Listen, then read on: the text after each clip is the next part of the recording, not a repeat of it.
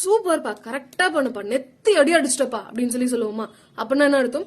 எக்ஸாக்டா என்ன அவசியப்படுதோ, என்ன தேவைப்படுதோ, என்ன விஷயங்கள் இருக்கோ அதை எக்ஸாக்டா அப்படியே நச்சுன்னு சூப்பரா பண்றது. ஓகேங்களா? அதுதான் நெத்தி அடின்னு சொல்லுவோம். அதே மாதிரி இங்கிலீஷ்ல அதுக்கு என்ன இடியம் சொல்லலாம் தெரியுமா? டெய்லியும் நம்ம ஒரு இடியம் ஒரு ஜிஃப் வச்சு லேர்ன் பண்ண போறோம். சோ இந்த ஜிஃப் தான் சரிங்களா?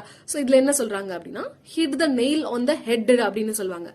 Hit the nail on the head அப்படின்னா அர்த்தம் டு டூ எக்ஸாக்ட்லி ரைட் அப்படின்னு அர்த்தம் சரிங்களா?